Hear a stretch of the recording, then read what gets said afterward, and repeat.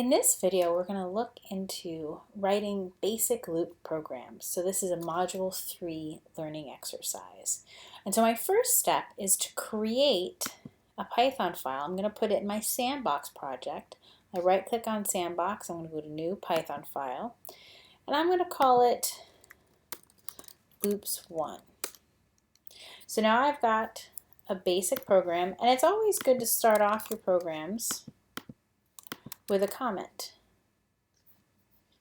If I can actually write in here. There we go. Okay, so writing loops 1.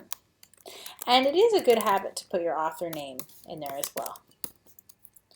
Okay, so I'm going to look, I have a couple exercises over here where I'm trying to write a for loop that prints out the following code. So I'm going to go ahead and just put some comments so that I can keep track of what I'm doing. These would be optional, but if they help you as well. It also helps me if I need to look back and study this exercise. It helps me figure out what's what. So in this exercise, we have a couple of problems we're looking at. Okay, so I'm trying to write Python code that's going to print the numbers 1 through 5. So I know I need a for loop because that's the only way we know to repeat at this point. I create some loop variable, which I'm going to make myself. I'm going to call it I. I, J, and K are very traditional loop variable names in computer science. So I'm just going to pick the first one, I. And since I want to print numbers, I'm going to print out a range. I'm not sure what I want to put in that range yet, but I'm just getting the basics here. And then inside my loop, I'm simply going to print my loop variable. I know I'm just printing my loop variable because each number is on its own line. So I'm simply going to use a print. Now the first number I want to print is 1. I'm going to start at 1 and go up through 5, but not including 6. Okay, so that's how I can walk through figuring out what my start and step are. There are other ways of doing this problem as well, but this is the way I have chosen to do it. Oh, I'm missing something. See, there's a red underline here. I've missed in. So the nice thing about typing my code into PyCharm is it helps me debug it and helps me find syntax errors and fix them. Okay, now it's always a good habit to run your programs as soon as you develop them a little bit. So I'm going to try running loops1. I right-clicked on the file, and I can see that the output is the same as in part A. Okay. And I'm assuming that you have tried these exercises on your own before you're watching this video. If that's not the case, please take a moment now, pause the video, and go ahead and work on the next ones until you get stuck. Okay, now I'm going to try 1B.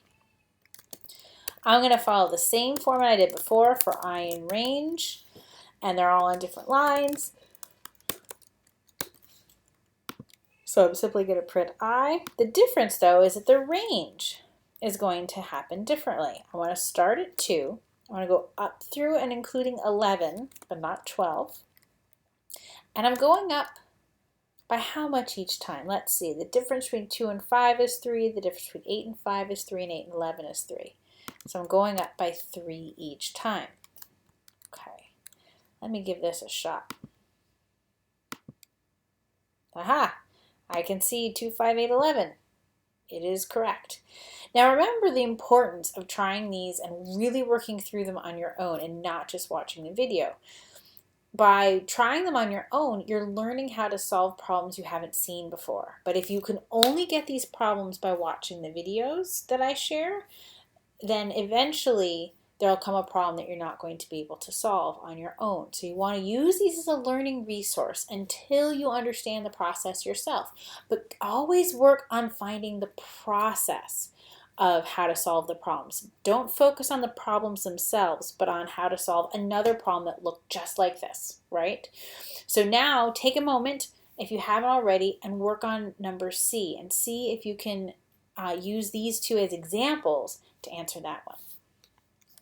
So I'm going to go on and try C. Now C is a little bit different because the numbers are all on the same line.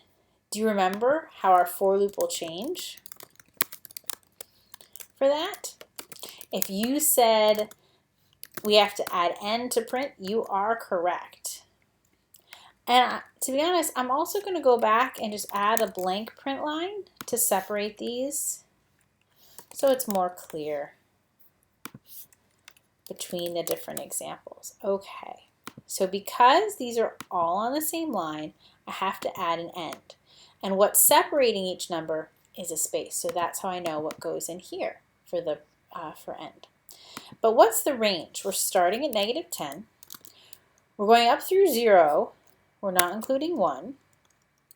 And we're going up by what each time? We've got -10 to -8, -8, -6, -6, -4. Looks like we're going up by 2 each time. Okay? I'm going to go ahead and try and run this. Good, and I can see that my output matches that of the assignment. So I know I'm doing well. Cooking with gas, as they say. Now the next problem actually has a number of different ways to solve it. This one here, there's a number of different possible solutions. I will go through 1 or 2 of them now. So the difference here is that we're now printing a string. We're not printing numbers anymore for I in range. But I can still use range here because how many times do I want to print something?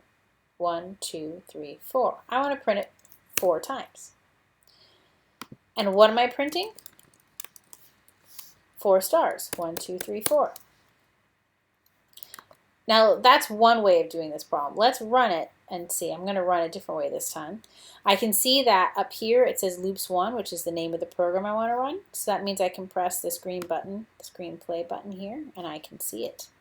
Yes, I have my 4 stars. That's wonderful. I'm going to print out a blank line in between. And I'm going to copy and paste this to show you a couple different ways of solving this problem. So there's another trick. If I want to print 4 of some string, I can take the string and multiply it by 4. Let's try that again. Yep, it makes the same thing. There's also one more way I want to show you, and that's what's called a nested loop, a loop inside the other. So I want to print 4 lines, and inside each line, I want to print a star. So this would be columns. And I can print a star, a single star, but I have to say the end is nothing. And at the end of each row, I have to print out a new line to test it. So this is an example of where we can start combining Python statements together. So we've learned about loops, and up to this point we've only had a single loop. Here we've got a loop inside a loop. And remember how I said loop variables are often called ijk? Well, here I've started with I, and then on my next loop I'm using j. But in fact, I'm not using these loop variables at all because I'm just printing out a star. I'm printing out the same thing each time. Let's run this and see if it's correct. Yep, there we go. So there's a number of different ways. In fact, I've also seen it instead of range. I've seen people do for I in 1, 2, 3, 4. That's also another way to do it. Or you could say star times 4 there. There's so many different ways that you could solve this problem. As long as your output matches the problem, you know you're good to go.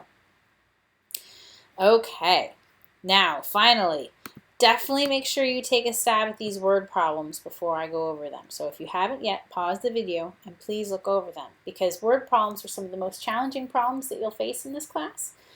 And we will have them on every quiz and test, and so you want to make sure that you practice trying to solve them on your own without just watching the solutions.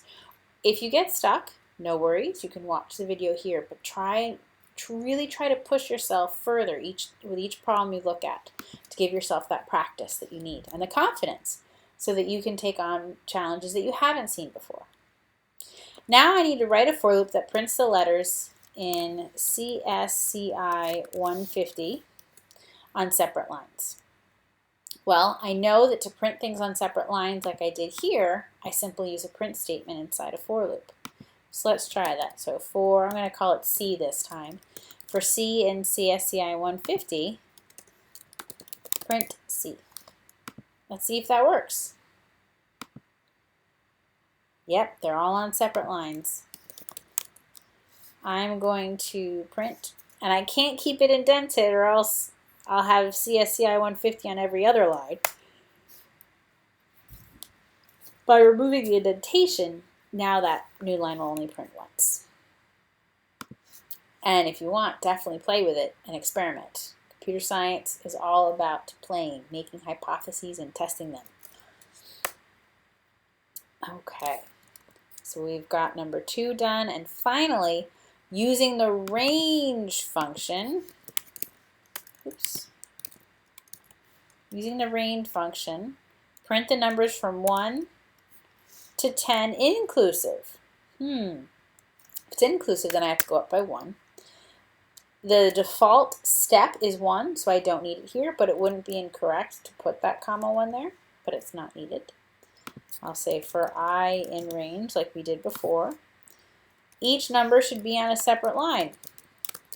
Awesome, I know how to do that. We've been doing it this whole time. Okay, and then just for completeness sake, I'm going to put a print new line. Let me test it and see if it works. Woohoo! I'm printing out the numbers 1 to 10, each of them on a separate line. And there you have it.